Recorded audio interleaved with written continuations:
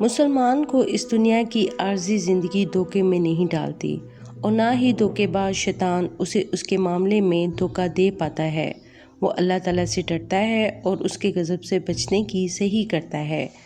حضرت شیخ سعدی رحمۃ اللہ علیہ کی آج کے حقائق کا نام شریر کے شر سے بچو ہے۔ ایک شخص ایک امیر کے پاس گیا جو بڑا نیک دل تھا۔ اس شخص نے نیک دل امیر سے کہا، میں ان دنوں بڑا پریشان ہوں، سوالی بن کر آیا ہوں۔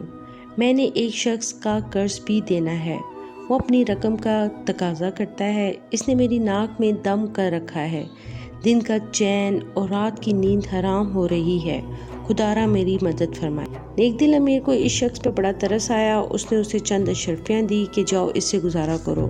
اس نے اشرفیاں لی اور شکریہ ادا کیا، چلا گیا۔ ایک شخص یہ ساری باتیں سن رہا تھا۔ اس نے امیر سے کہا، جناب مجھے بڑا افسوس ہے کہ آپ اس چرب زبان شخص کی باتوں میں آ گئے۔ اس کا تو پیشہ ہی یہی ہے کہ لوگوں کے پاس جاتا ہے اور جھوٹے قصے سنا کر ان کو لوٹ لیتا ہے۔ امیر نے اس شخص کی بات سن کر جواب دیا، تم شاید ٹھیک کہتے ہو، مگر میں نے جو کچھ کیا مجھے یہی کرنا چاہیے تھا۔ وہ شخص اگر مقروض ہے تو میں نے اسے بے آبرو ہونے سے بچا لیا، اور اگر دھوکے باز ہے تو معمولی سے رقم دے کر میں نے اس سے اپنی جان چھڑا لی۔ مال تو دراصل اسی لیے ہوتا ہے کہ اسے بھلائی کے کاموں میں لگایا جائے۔ تلقین: حضرت شیخ سعدی رحمۃ اللہ علیہ نے اس حکایت میں یہ بات واضح کی، اگر مستحق شخص کی امداد کی گئی تو باعث اجر و ثواب ہوگی، اور اگر نامستحق کا سوال پورا کیا گیا تو اس کا یہ فائدہ ہوا کہ انسان شریر کے شر سے بچ جائے گا۔